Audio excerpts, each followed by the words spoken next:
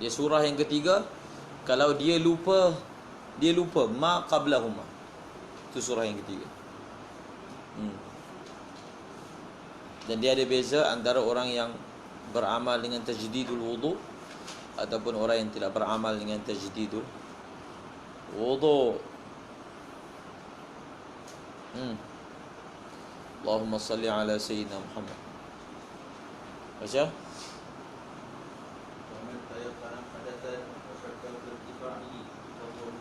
Nampak? Dia guna ibarat begini dalam Umdatus Salik. Di sini dalam Minhaj, wa man tayaqqana,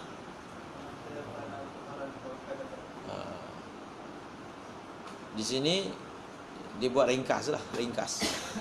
Dalam matan Umdah, wa man tayaqqana hadasan, wa syakka fi irtifa'ihi, maka fahuwa muhdisun. Di sini digunakan amila biyaqinihi. Jadi seolah-olahnya Umdah tu syarah kepada matan ni. Faham? Amila biyaqinihi itu maksudnya fahuwa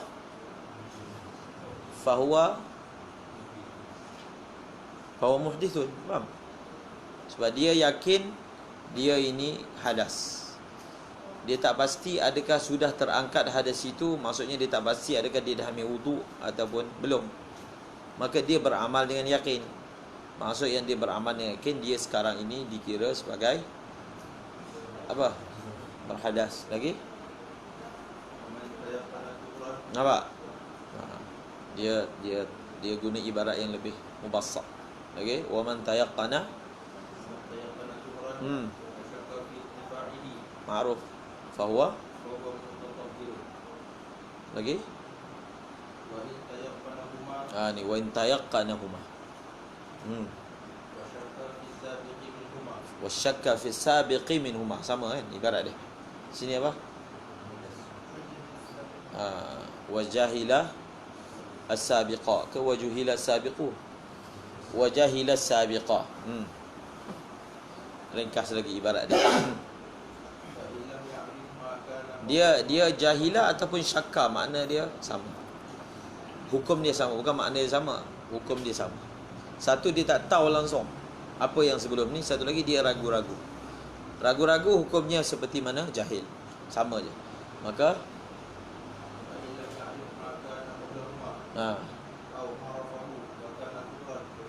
ini yang saya maksudkan. Ini tafsil yang tak ada dalam matan Minhaj.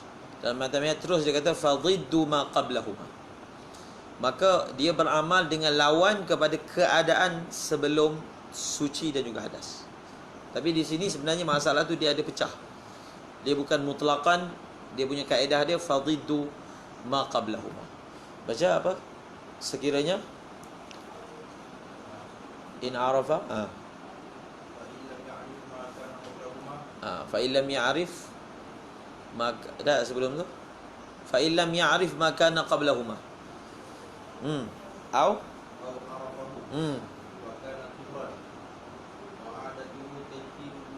nampak tu syarat dia. Lagi lazimahul wudu. Lagi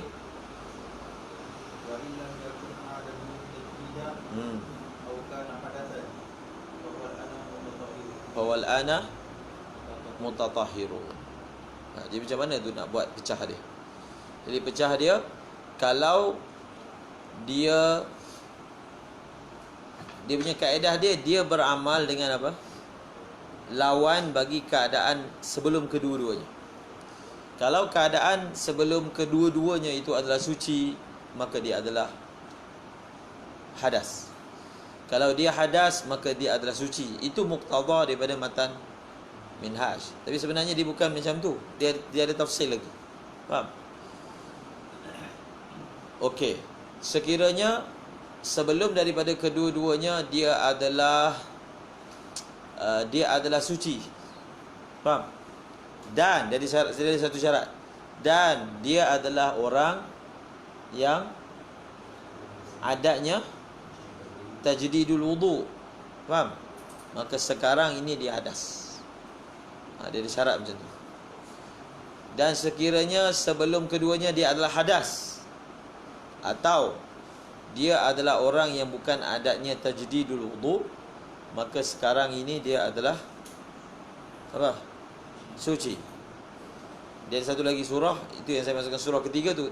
Dan sekiranya dia tak tahu apakah surah sebelum daripada kedua-duanya, maksud as-sabiq, maka hukumnya sekarang ini dia adalah hadas, dia kena ambil wudu.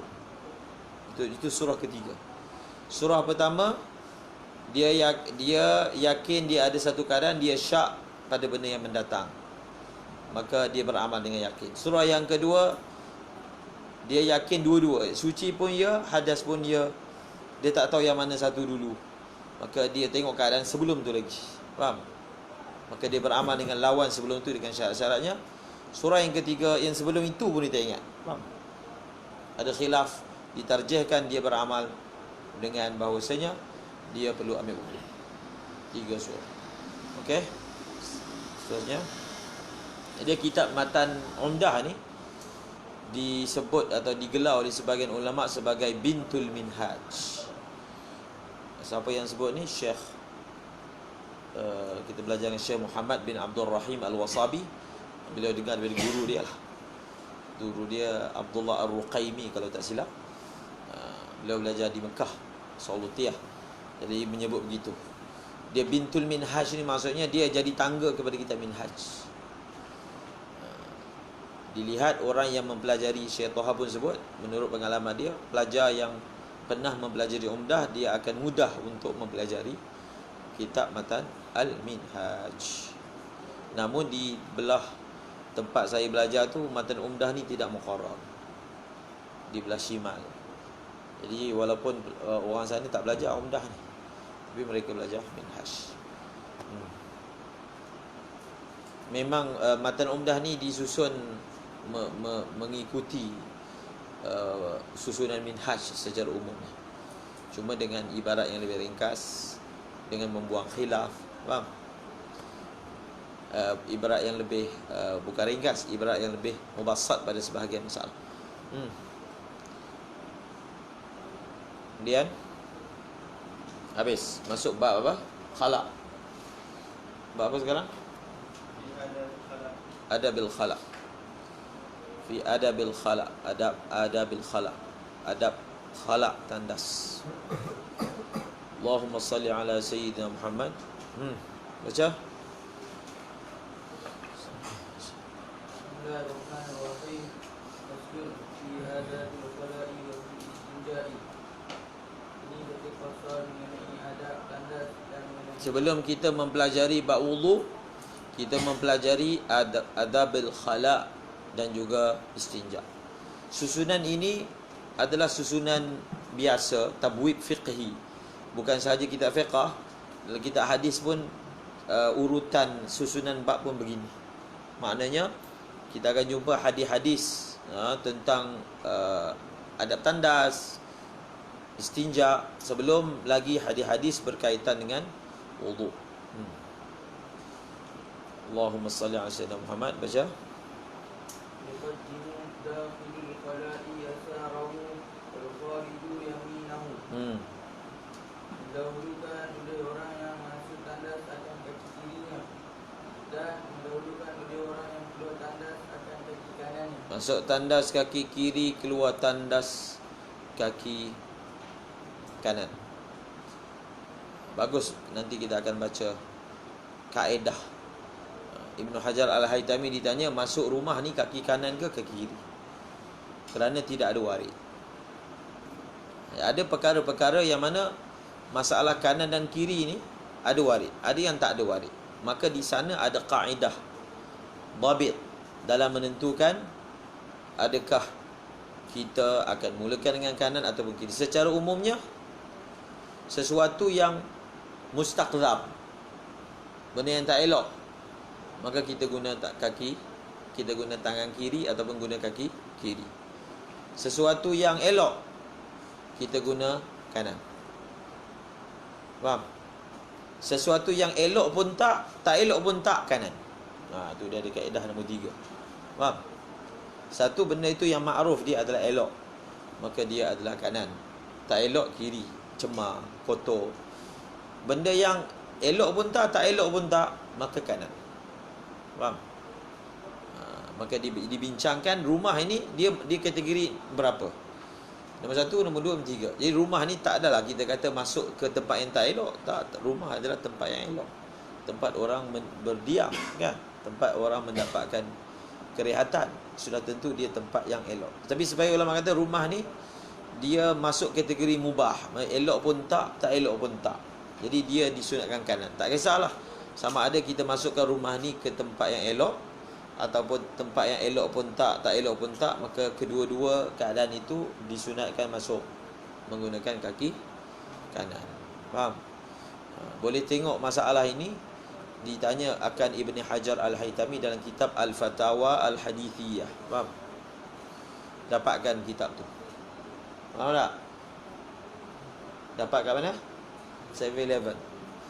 Ada jual?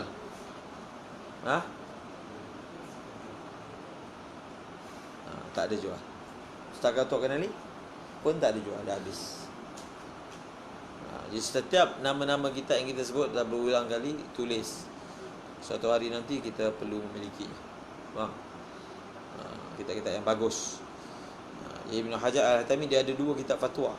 Satu Al-Fatawa Al-Fiqhiyah Al-Kubra, panggil Fatawa Kubra. Satu lagi Al-Fatawa Al-Hadithiyah. Kalau Fatawa Al-Fiqhiyah Al-Kubra ni dia fiqh aja. Soalan tentang fiqh sahaja. Fatawa Fiqhiyah Kubra pelbagai. Fatawa Hadithiyah ni pelbagai. Soalan tentang hadis, soalan tentang nahwu pun ada, tafsir pun ada. Dia tapi segi tebalnya Fatawa Fiqhiyah Kubra lagi tebal lah. Dicetak 4 jilid kan. Yang ni sejilid je Fatwa Hadis, tapi pelbagai soalan yang ditanya, yang pelik-pelik punya soalan pun ada. Alam malaikat, alam jin. Ditanya kepada Al-Faqih Al-Imam Ibn Hajar Al-Haytami. Allahumma salli ala Muhammad. Wala yahmilu dzikrallah ta'ala. Makruh. Wala ni makruh, bukan haram. Kemudian Wa yahtamilu jalisan yasarahu. Dan dia tidak menanggung. Nanti kita akan baca syarah. Tidak membawa Dan sebutan nama Allah SWT. lagi. Dan dia bergantung hal keadaan duduk akan kaki kirinya. Bertekan. Dalam keadaan duduk akan kaki kirinya. Lagi. Wala yastaqbilul qiblata wala yastaqbiluha wa yahmani bisara'i. Dia tidak menghadap ke arah kiblat dan dia tidak membelakangi ke arah kiblat. Dan haram kedua-duanya berada di padang pasir. Maksudnya menghadap kiblat dan membelakangi kiblat di sahra ataupun seumpama sahra. Yang dimaksudkan iaitu di fadha, di tempat lapang. Di tempat lapang yang bukan dalam bangunan, hukumnya haram.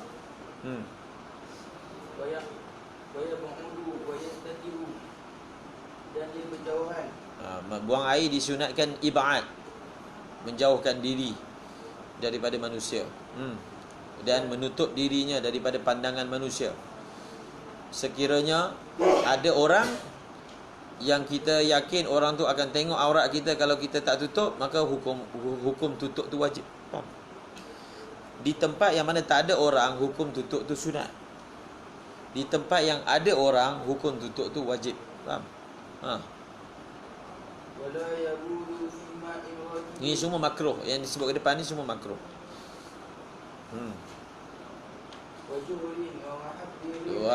Wa hujrin wa hujrin kan. Juhrin wa hujrin. Juhrin macam juhrin. Lagi lubang. Wa mahaddirin wa muhaddathin wa tariqin wa tahta musmiratin. Ini semua makruh. Asal hukumnya makruh. Yang dia tidak boleh kencing dalam air yang bertakung, dalam lubang, tempat angin yang bertiup, tempat orang ramai berkumpul, dan jalan dan di bawah pokok yang berbuah.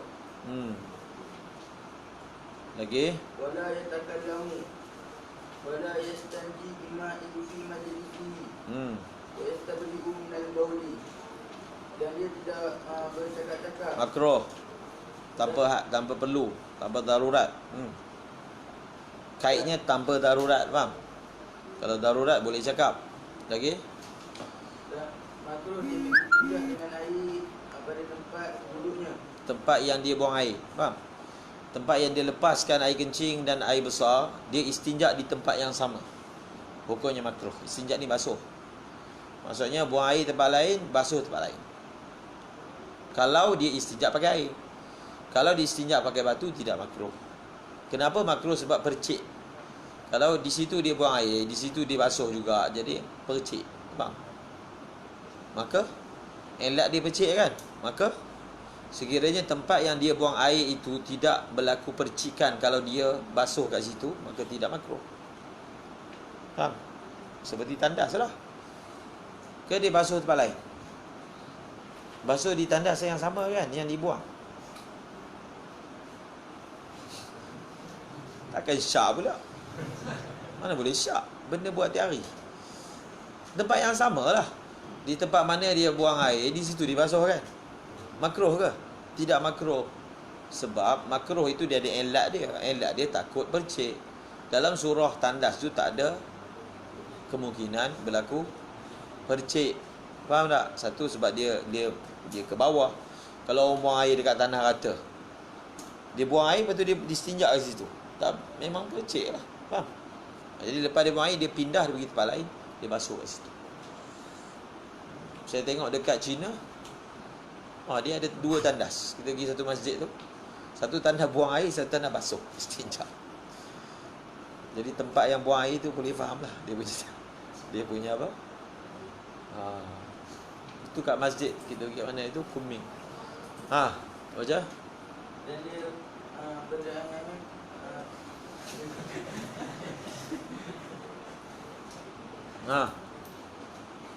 Berdahem.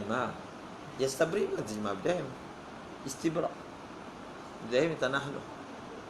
Istibra je terjemah. Berdahem tu adalah cara istibra. Salah satu cara. Faham? Bukan hanya satu-satunya cara. Lagi? wa yaqulu inda dukhuli bismillah Allahumma inni a'udzu Bika minal khubuthi wal khaba'is. Lagi? bihi ghufranaka alhamdulillahi alladhi Adhaba 'anil adha wa 'afani. Dan doa yang lain. Seterusnya. Habis. Itu berkaitan dengan adabul khala'. Duduk. Habis dah waktu. 55 ke 50? Duduk. Ada soalan tentang ni? Dia sebenarnya beberapa perkara dalam tu dia ada kait. Faham? Semua ada kait. Boleh tengok dalam matan Muqaddimah Hadramiyah. Kait-kait ni.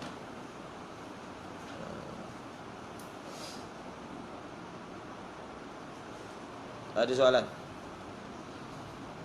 Misalnya wala yahmilu zikrallah. Dia ada lagi tu. Selain daripada zikrallah pun makruh bawa masuk. Iaitu apa?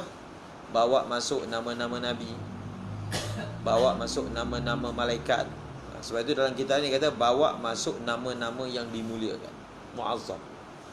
Isman mu'azzam. Dia guna perkataan isman mu'azzam. Dia tak bawa apa? Zikrallah. Tapi isman mu'azzaman. Nama nabi, nama malaikat. Sehingga sebagian ulama masukkan nama awliya salihin. Bawa masuk. Bawa masuk tu sama ada dalam poket dia ataupun luar poket. Sama ada boleh dilihat ataupun tak boleh dilihat. Asal hukumnya adalah makruh.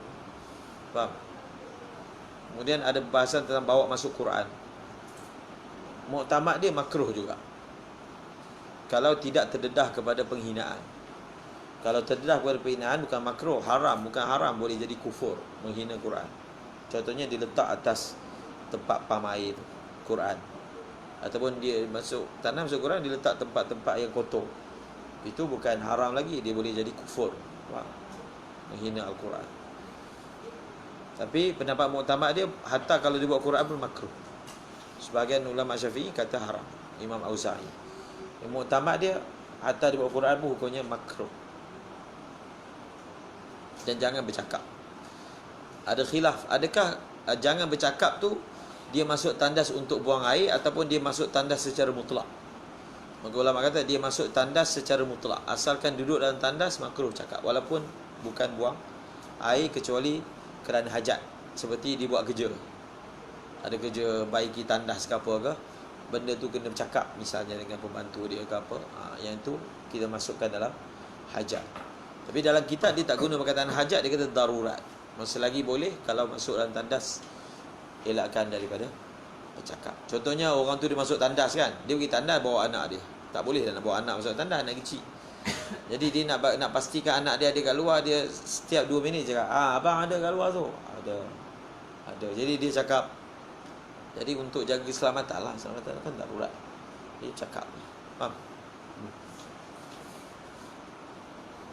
Contohnya masalah buang air dalam ma'in rakid kan. Ma'in apa dia kata? Rakid. Cuba tengok dalam Taqirat Sadidah. Dia bahagi air kepada 3. Ma'un rakid maksudnya air itu sedikit. Faham? Ma'un qalil sebenarnya. Air yang sedikit. Air sedikit, air banyak dan mustabhir. Ada 3 tahap. Imam Nawawi kata kalau buang air dalam, ini ikhtiar Imam Nawawi. Kalau satu orang dia buang air di dalam air yang sedikit, hukumnya adalah haram. Sebab apa? Bila air itu sedikit, maka akan menajiskan air. Bila dia menajiskan air, dia itlaf, dia rosakkan air itu. Merosakkan harta adalah benda yang dilarang oleh Rasulullah, maka beliau telah hukumnya haram. Tapi muktamad mazhab Syafi'i makruh sahaja. Dan hukum makruh ini ialah apabila air itu milik sendiri atau milik umum. Kalau air itu milik orang lain, hukumnya haram. Faham? Dia dah jadi aridhi. Rosakkan harta orang, haram lah. Faham? Dia jadi haram sebab merosakkan harta orang. Faham tak? Benda ni ada dalam Iqna' dia beritahu. Yang kata apa? Makruh ni kalau apa? Milik sendiri ataupun umum. Air bertakung. Contohnya hujan, ada air bertakung kan? Itu contoh tak ada siapa-siapa punya milik. Makruh. Faham? Tapi kalau orang punya, haram. Air yang banyak. Okey, air yang banyak pun makruh juga. Sekiranya ghairu mustabhir. Dia ada air banyak tapi tak banyak sangat, tak melaut. Kalau air tu banyak, maksudnya lebih 2 bola tapi tidak sampai mustabhir, maka hukumnya makruh lagi.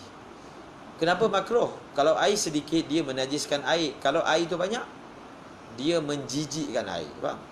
Maksudnya kalau ada orang kencing kat belah sini, kita nak ambil wuduk belah sana, walaupun air tu banyak, akan ada rasa apa? Mustabhir. Maka pada ketika itu hukumnya makruh. Faham tak? Tapi kalau air tu banyak dan mustabhir melaut, faham? Dia bukan macam laut, maksudnya banyak lah. Maka sekira-kira tak jijik. Contohnya kolam tu besar ataupun tasik tu besar. Kalau ada orang kencing belah sana, kita jijik tak nak ambil wuduk belah sini, seberang sini? Tak kan? Tak rasa kan? Sebab jauh sangat, besar. Maka pada ketika itu, kalau buang air waktu malam makruh, waktu siang tidak makruh. Faham? Kenapa disebut waktu malam makruh? Sebab waktu malam air ini adalah ma'wal jin, tempat jin tidur. Kita buang air waktu malam, dia punya elak dia bukan lizati.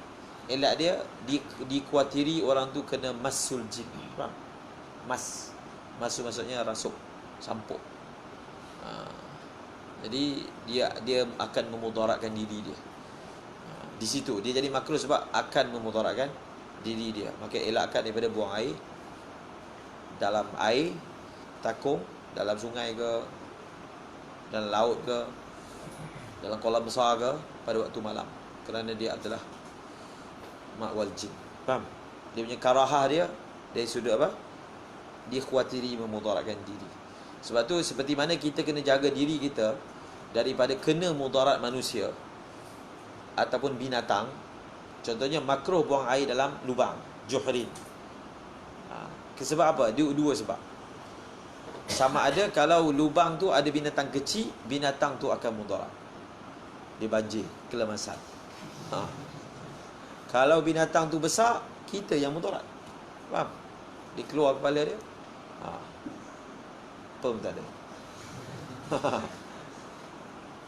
Sama ada kita memberi mudarat atau kita menerima mudarat. Faham? Dua-dua makruh. Dia tak sampailah haram, makruh. Kena elakkan diri daripada sebab tu antara benda yang Nabi larang, buang air di tempat apa? Di tempat mandi. Bilik mandi, buang air di situ. Makruh. Sekiranya tempat mandi itu tidak ada saluran air. Maksud kita buang air, air itu jadi bertakung atau saluran dia tak bagus. Jadi Nabi larang. Nabi SAW bersabda, fa inna amatal waswasi minhu. Kebanyakan waswas dia datang daripada perbuatan buang air di tempat mandi. Dan sebahagian ada riwayat yang lain menyebut dia orang tu boleh kena masul jid. Faham? Jadi kena elakkan daripada masul jid. Dia ada tempat-tempat dia. Faham? Ada orang sengaja pergi ambil jin. Ada juga. Gatal. Suka-suka. Dia ingat suka. Dia nak bersahabat. Jadi menyusahkan diri sendiri. Okey. Sama ada dia sedar ataupun tak sedar. Kadang dia tak sedar. Mungkin dia ni belajar silat ke, contoh, ataupun perubatan ke. Jadi perubatan tu dia perlu pegang tangkal, azimat, ataupun perlu baca mentera. Dia tak faham mentera tu. Mentera tu sebenarnya dipanggil jin. Kalau mentera macam Piramli tu, Mambang kanan, memang panggil jin lah. Wahai Mambang. Mambang tu kan jin. Walaupun diwalawat, tapi itu memang sebahagian orang yang belajar dia baca mentera. Faham? Jadi dia panggil Mambang. Jadi dia panggil nak minta berkawan. Jadi benda tu datang berkawan. Dia suka pula dengan orang tu, tak nak pisah, tak nak berpisah daripada orang tu. Dan orang tu pula tak nak berpisah dari jin dia. Dia menyebabkan susah nak dirawat lah orang ni. Faham? Jadi ada setengah perawat dia letak syarat, kalau betul dia nak supaya dia dirawat, pertama dia kena hilangkan perasaan sayang pada benda yang disimpan. Faham? Sebab dia sayang tu susah nak keluar. Faham? Susah nak dikeluarkan daripada tubuh orang tu. Jadi dia ada punca dia. Faham? Dia ada punca dia. Sama ada dia sedar ataupun dia tak sedar. Dia tak sedar macam tadi lah. Dia baca-baca sebenarnya dia sedang menjemput datang kat diri dia. Ataupun dia tak sedar lah. Faham? Dia tak faham pun perkataan tu apa, tapi dia baca. Walaupun dia tak sedar benda tu faham, dia tak faham. Faham? Dia kena elakkan daripada tempat-tempat ni. Nabi ajar kan. Nabi ajar doa lagi daripada gangguan. Ada gangguan manusia, gangguan syaitan, gangguan binatang, itu semua ada amalan. Binatang buas, binatang berbisa, jin, apa sahaja benda yang memudaratkan diri, maka elakkan. Penyakit, faham? Itu semua benda yang memudaratkan diri, maka elakkan daripada diri kita selagi boleh. Wallahu. Ustaz Bani siapa? Ustaz Azim siapa masuk? Tak ada. Ada soalan? Ada satu orang dia belajar dengan saya kat Yaman, tapi dia lewatlah datang. Dalam badan dia ada jin. Dia ambil kat mana jin tu? Kat Gunung Jerai. Gunung Jerai. Gunung Jerai ni tempat jin pun ya, tak jin pun ya. Sebab Gunung Jerai ni dia ada padang Tok Syekh atas tu kan. Itu sejarah Islamnya orang Kedah. Seorang ulama daripada Yaman, Syekh Abdullah Al-Khumairi datang. Dan kubur dia pun di atas sana. Bahkan di sana ada tempat semayang. yang awal dibina. Faham? Masjid. Jadi ada orang pergi Gunung Jerai ni pergi bersuluk, faham? Untuk dapat rohani, ada juga. Ada orang pergi Gunung Jerai nak pergi ambil jin. Yalah, dekat gunung hutan mesti ada jin. Jadi dia ambil. Masa tu dia tu belajar hafiz. Suka-suka ambil. Jadi benda tu duduk dengan dia. Okey. Apa soalan? Ada? Tak ada.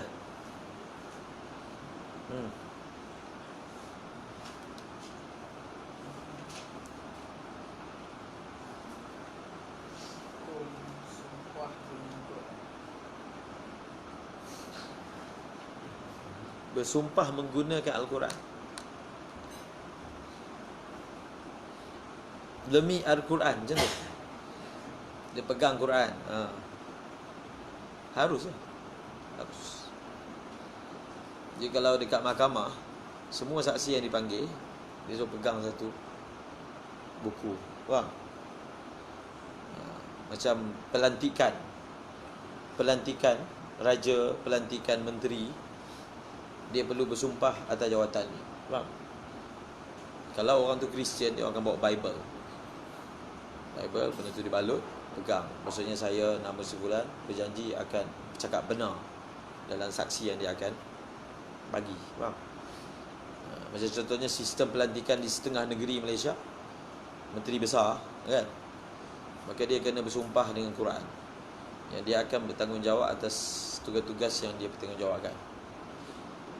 Macam menteri, macam contohnya Selangor, menteri besar kan, dia kena sumpah dengan Quran. Faham? Dia tidak akan mengkhianati dia punya amanah tugas tu. Sebab tu menteri besar Selangor ni banyak kena penjara. Banyak sejarah. Mungkinlah sebahagiannya langgar amanah yang diamanahkan. Sebab masa dia dilantik tu dia kena sumpah dengan Quran, dengan nama Allah. Bahkan jawatan dekat Malaysia pun sama, Perdana Menteri dia kena sumpah dengan nama Allah untuk melaksanakan amanah. Faham? Okey. Jadi bila dia sumpah, benda tu akan kena pada dia kesan kalau dia tak patuhi sumpah tersebut. Itu bab sumpah. Dikatakan pahlawan Tok Gajah, Mak Kilau, Tok Bahaman, mereka ni bersumpah masa zaman British tak akan dedahkan diri. Faham? Mereka kan lari lautan, mendapat perlindungan di Terengganu. Sultan Terengganu bagi perlindungan. Jadi selepas tamat perang, jadi mereka ni tak mendedahkan diri. Faham? Tok Bahaman, Tok Gajah, itu nama lah, itu gelaran. Dan nama dia Kilau. Dan kebanyakan mereka meninggal tanpa diketahui. Kecuali Mak Kilau. Pada tahun 1960-an dia telah munculkan diri dia. Faham? Dia telah istihar bahawasanya dia adalah Mak Kilau. Dan benda tu dibuat penyelidikan lah, kesahihan sejauh mana betul ada satu orang tua mengaku dia adalah Mak Kilau. Sebab Mak Kilau kira nama besar dalam sejarah lah, sebagai pejuang kemerdekaan. Dan disahkan. Faham? Maksudnya dia adalah Mak Kilau. Dan dibuat majlis untuk raikan. Tetapi ada disebutkan bahawasanya dia masa dia meninggal, dia punya mulut dia macam herok sikit. Itu kesan daripada dia langgar sumpah. Faham? Tapi dia terpaksa langgar sumpah. Sebab dalam Quran pun ada kan, wala ya'tali ulul fadli minkum was-sa'ati ayyutu ulil qurbah. Faham? Ada keadaan yang mana kita disunatkan langgar sumpah. Seperti mana Sayyidina Abu Bakar telah bersumpah dia tak akan bagi saraan kepada satu orang, Mistah nama dia, yang telah bersama-sama sekongkol dengan munafikin dalam peristiwa hadisul ifk dia panggil. Dulu Sayyidina Abu Bakar sara orang tu, support. Kemudian berhentikan dia punya saraan. Maka Allah Ta'ala tegur, tak perlulah satu orang yang bagus bersumpah untuk tidak mahu memberi kepada si fulan dan si fulan kan. Jadi ada kadang sumpah itu disuruh langgar. Jadi dia terpaksa langgar sumpah tu, dedahkan diri sebab dia takut masalah apa? Dia khawatir masalah nasab. Faham? Nanti bercampur nasab keluarga apa semua. Jadi dia terpaksa dedahkan diri dia. Dan gambar-gambar ada lah, gambar-gambar masa peristiwa Mak Kilau mendedahkan diri kan ada. Wala ya'tadiru sayyid. Itu cerita sumpah tadi. Apa dia soalan? Di kelas ni memang ada mesyuarat kan? Soalan ada ham tanya. Ada mesyuarat ni tu kan? Tak ada. Apa soalan? Makruh baca Quran dalam bulan najis. Ada Fam mutanajjis hari dalam syarah kan? baca doa. Baca doa bangun tidur. Doa dalam keadaan mulut mutanajis. Adakah doa dikiaskan atas Quran? Di soalan dia gitulah. Dia sebenarnya tak ada hadis pun masalah mulut yang mutanajis tu, tapi difahami daripada adab. Ulama kata satu orang dia baca Quran, mulut dia bersih tapi dekat dengan tandas, adakah makruh? Dekat dengan najis lah, sebelah tandas ke. Sebahagian kata makruh, tapi ulama kata tidak makruh. Sebab ada hadis yang ulama istinbat lah, Nabi SAW telah baca Quran ketika Nabi meletakkan kepala Nabi di peha Sayyidatina Aisyah. Pada ketika itu Sayyidatina Aisyah uzur. Ialah uzur tu maksudnya darah lah, tapi kepala Nabi di peha beliau, maksud berdekatan dengan najis. Jadi kalaulah hukumnya makruh, maka ia tidak dilakukan oleh Nabi SAW. Faham? Jadi famun mutanajis ni diambil daripada faham, adab. Maksudnya sebarang Quran ni dia adalah benda yang besar, benda yang mulia.